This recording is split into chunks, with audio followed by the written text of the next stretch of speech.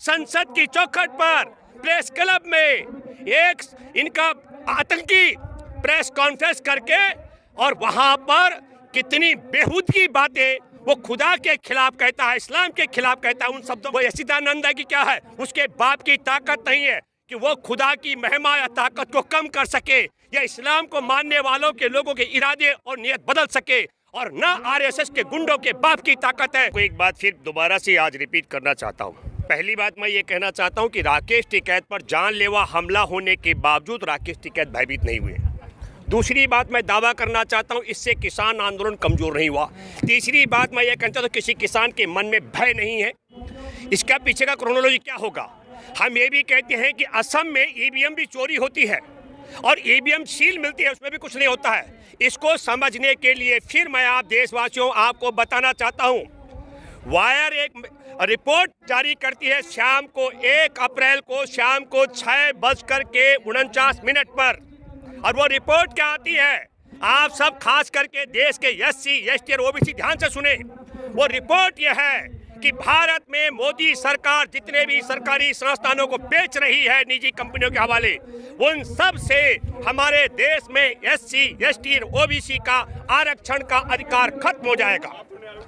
6:49 पर 1 अप्रैल को जब ये समाचार पब्लिक डोमेन में आता है, ठीक उसके तत्काल बाद आपने देखा होगा असम में एक ईवीएम की धोने वाली गाड़ी रास्ते में अचानक खराब हो जाती है। बताया जाता है जो पुलिस उसकी सुरक्षा में लगी हुई थी, पुलिस गायब हो जाती है और उसका मेन जो पोलिंग अधिकारी है वो गायब हो जाता है, और वह गाड़ी जो खराब होती है अचानक वहां पर भाजपा की गाड़ी आती है, और जो भाजपा का उम्मीदवार था वहां पर कैंडिडेट, उसकी गाड़ी में वो ईवीएम पाई जाती है। पूरा ध्यान भटकाया, पूरी रात भर ये नहीं बताया गया खेल क्या है। और इस खेल को फिर मैं कहना चाहता हूं कि देश में इस समय सबसे बड़ा चेहरा राकेश टिकैत बन गए, इसलिए योजना बनी राकेश टिकैत पर भी हमला करने वाले भारतीय विद्यार्थी परिषद जो इनका एबीपी है, आरएसएस के गुंडों ने हमला किया ताकि हमारे देश के सरकारी संस्थान जो बेचे जा रहे हैं उनसे एससी एसटी और ओबीसी का जो आरक्षण का तमाम अधिकार खत्म होना है, उससे ध्यान भटकाने के लिए ये काम किया गया। न केवल ये काम किया गया, एक और है, आपने देखा होगा, उसने प्रेस क्लब में एक बाबा इनका है, उस बाबा ने एक प्रेस कॉन्फ्रेंस की, क्या नंद उसका नाम है, मुझे नाम ध्यान नहीं है, हाँ नरसिम्हानंद, उसने प्रेस कॉन्फ्रेंस की 2 अप्रैल को इस पूरे मामले से ध्यान भटकाने के लिए प्रेस क्लब ऑफ इंडिया में। मैं बताना चाहता हूं, गुजरात में हमारे किसान नेता युद्धवीर सिंह प्रेस कॉन्फ्रेंस कर रहे थे कि हमारा आगे जो प्रदर्शन है, धरना जो चल रहा है, उसकी तैयारी को लेकर के गुजरात में जो प्रेस कॉन्फ्रेंस करके गुजरात की किसान पंचायत की तैयारी की बात बताने वाले थे, तो गुजरात की पुलिस किसान नेता युद्धवीर को गिरफ्तार कर देती है और राजधानी दिल्ली में संसद की चौखट पर प्रेस क्लब में एक इनका आतंकी प्रेस कॉन्फ्रेंस करके, और वहां पर कितनी बेहूदगी बातें वो खुदा के खिलाफ कहता है, इस्लाम के खिलाफ कहता है। उन शब्दों को मैं रिपीट नहीं करूंगा ताकि किसी भी तरीके से फिर मैं कहना चाहता हूं, वो एससी एसटी और ओबीसी का जो आरक्षण खत्म हो रहा है उससे ध्यान भटकाने का षड्यंत्र था। मैं एक बात कहना चाहता हूं, वो सच्चिदानंद है कि क्या है, उसके बाप की ताकत नहीं है कि वो खुदा की महिमा या ताकत को कम कर सके या इस्लाम को मानने वालों के लोगों के इरादे और नियत बदल सके, और न आरएसएस के गुंडों के बाप की ताकत है कि राकेश टिकैत पर जानलेवा हमला करके राकेश टिकैत को भयभीत कर सके या किसान आंदोलन को कमजोर कर सके। इन दोनों क्रोनोलॉजी को मैं बार बार कहना चाहता हूं। हमारे देश के अंदर बहुत साफ शब्दों में, एक तरफ देश का सारा संसाधन, सारे संस्थान बेचे जा रहे हैं, देश के पास कतरा कतरा बेचा जा रहा है, और दूसरी तरफ देश में एससी एसटी और ओबीसी के तमाम आरक्षण के अधिकारों को छीना जा रहा है। ये बड़ी क्रोनोलॉजी, आपने जो सवाल किया मैंने लंबा जवाब इसलिए दिया ताकि लोग समझ सके सच्चाई क्या। फिर मैं कहना चाहता हूँ, आज भी आपने देखा होगा गाजीपुर में हजार की संख्या में किसान आए हैं, वो भी कब, उत्तर प्रदेश के अंदर। अभी मैं खुटार पंचायत के बाद जब मैं घूमा, आप हैरान होंगे जान करके देशवासियों, उत्तर प्रदेश के हमारे किसान जिस दिन उनके खेत में बीज बोने के बाद अंकुर आता है तब से लेकर के और फसल को समेटने तक चौकीदार बना डाला इस नालायक संघ परिवार की सरकार ने, क्योंकि इनके गाय माँ और इनके सांड बाप पूरे किसानों की फसलों को नष्ट कर देते हैं। इसलिए किसान 24 घंटे उसकी चौकीदारी करते हैं। मैं फिर कहना चाहता हूं कि आरएसएस के गुंडों के बाप की ताकत नहीं है। मोहन भागवत तुम सुन लो। और मैं एक बात और कहना चाहता हूं, ये मोहन भागवत एंड गिरोह जो यहूदी हैं, ये अपने को कन्वर्ट करके अपने को दावा करते हैं हिंदू।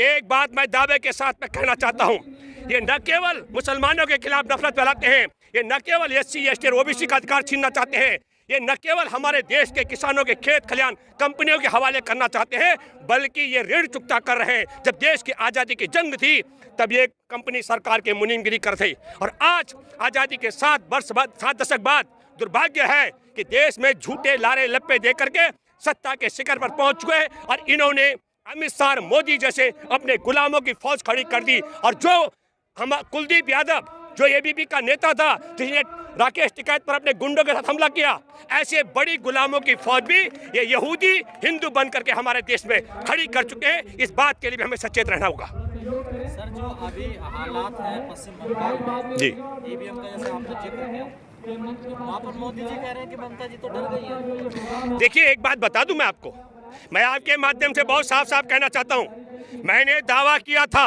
और मैं फिर कह रहा हूं, मैं मान जाऊंगा मोहन भागवत, अमित शाह, नरेंद्र मोदी अपने बाप की औलाद है। अगर 2 दर्जन सीट ये पश्चिम बंगाल में जीत के लाए, 2 दर्जन, जिन लोगों को सुनने के लिए लोग नहीं आ रहे हैं, जिनके पास उम्मीदवार नहीं है, जिनके पास एजेंट नहीं है, अरे भीड़ जो वहां है, आपको मैं बताना चाहता हूं, पूरे भारत में 14,445 रेल जो रोजाना फेरे लगाती थी सब बंद थी। ठीक चुनाव के समय इनके उत्तर प्रदेश से, बिहार से, मध्य प्रदेश से, दिल्ली से, राजस्थान से, गुजरात से ये जो आरएसएस के कार्यकर्ताओं को वहां भेजना था, वो जो भीड़ आपको कुछ लोगों की दिखती है। एक बड़े व्यक्ति ने बड़ा अच्छा लिखा, उत्तर प्रदेश के प्रधान के चुनाव में खड़े एक उम्मीदवार ने अपनी जनसभा इसलिए खत्म कर दी क्योंकि वहां 100 से कम लोग श्रोता थे। और योगी आदित्यनाथ जो वहां सभा कर रहा था, उसकी सभा में 100 लोग, अमित शाह सभा करता 1250 लोग। हम आपको ब्रिगेड ग्राउंड में नरेंद्र मोदी ने मीटिंग की, रैली की, उसको क्यों नहीं दिखाता वीडियो को? 60 लोग आए ना आए, जीत तो फिर भी जाते हैं। कैसे जीतेंगे? 2019 में कह रहे हैं। देखिए एक बात मैं आपको बताना चाहता हूं, 2019 का भी जिक्र मैं करना चाहता हूं। एक बड़ी गलतफहमी हमारे किसानों को रही कि इन्होंने 6,000 रुपए सालाना का दिया। हमारे किसान को यह समझ नहीं आ रहा था कि 300 का सिलेंडर 900 में बेच करके 600 रुपए सिलेंडर में लूट रहे हैं। हमारे किसान को 20 रुपए लीटर का डीजल 80 रुपए में बेच रहे हैं। 20 रुपए का पेट्रोल हमारे किसान के बेटे को 100 रुपए में बेच रहे हैं। हमारे किसानों को समझ आपको बताना चाहता हूं मैं गजेंद्र जी, इस समय जब पूरा देश में किसान आंदोलन कर रहे हैं, अकेले उत्तर प्रदेश, राजस्थान और मध्य प्रदेश 3 की जगह के किसानों को गेहूं की फसल में न्यूनतम समर्थन मूल्य न मिलने से 196 करोड़ 50 लाख से ज्यादा का नुकसान हो चुका है। मैं भूपेंद्र रावत हूं, मैं नरेंद्र मोदी नहीं हूं जो झूठ बोलूं। पब्लिक डोमेन में है ये बात। मैं ये बात इसलिए कहना चाह रहा हूं, इन सच्चाई को आप सुनिए और समझिए। जब पूरा देश आंदोलन कर रहा हो तब भी हमारे देश के किसानों को न्यूनतम समर्थन मूल्य न मिल रहा हो। और मैं एक बात और कहना चाहता हूं, हम सर आंदोलन तो कर रहे हैं पर भक्ति में लीन भी है सर, ये भी बात मानना नहीं। ये जो आप कह रहे हैं बिल्कुल, देखिए मैं एक बात बताता हूं, निश्चित तौर पर मैं ये मानता हूं हमारे देश के अंदर ये जो हम एकदम मोदी और अमित शाह को बहुत ताकत मानते हैं। मैंने बार बार कहा कि यहूदियों का परिवार है संघ परिवार, उसके आगे नरेंद्र मोदी और अमित शाह जैसे सिर्फ प्यादे हैं, उससे ज्यादा की औकात इनकी नहीं है। ये बात आपको, हाँ उन्होंने भारत के लोगों को, जैसे कंपनी सरकार अंग्रेज आए थे मुट्ठी भर, उन्होंने भारत में अपने गुलामों की फौज खड़ी की, ठीक उसी तरीके से आरएसएस ने भी हमारे देश में गुलामों की बहुत बड़ी फौज खड़ी कर दी है, जिस फौज के बूते न केवल हमारे देश को लूट रहे हैं बल्कि देश पर शासन भी कर रहे हैं और देश में फूट भी